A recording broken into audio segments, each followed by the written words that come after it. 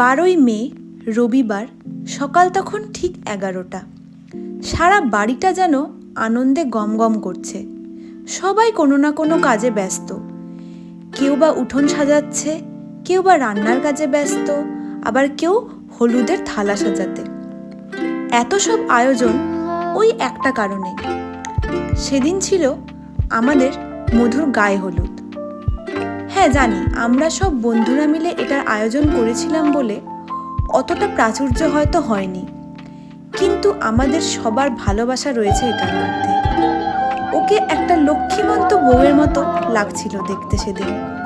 যাই হোক, আমরা সব বন্ধুরা একে একে রিচুয়াল শুরু করলাম। গায়ে হলুদ লাগানো থেকে শুরু করে সেখানে বড়দের আশীর্বাদ দেওয়া, বড়দের কাছ থেকে আশীর্বাদ নেওয়া, সবই হয়েছিল।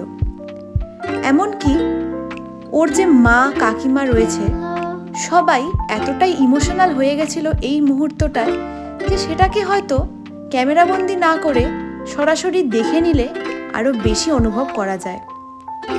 এরপর আর কি, প্রত্যেকটা বান্ধবী একে একে ওর গায়ে হলুদ সম্পন্ন করলাম। তারপর এলো ওর ভাই এবং দাদারা। এতগুলো ভাই দাদা ওকে গায়ে হলুদ লাগালো, এটা কি কম ব্যাপার? তারপর সবাই মিলে ওই আর কি একটু মজা করা, একটু খুনসুটি করা, এসব তো চলছিলই। সেদিন কিন্তু আমরা প্রচুর মজা করেছি, অনেক ফটোশ্যুট করেছি, ভিডিও করেছি। সেদিনের দিনটা ওর কাছে একটা চিরস্মরণীয় দিন হয়ে থাকবে কিনা বলতে পারবো না, কিন্তু আমাদের জীবনে এই দিনটার গুরুত্ব কোনোদিনও ভোলার না। আশা করি মধুরিমারও ভালো লেগেছে।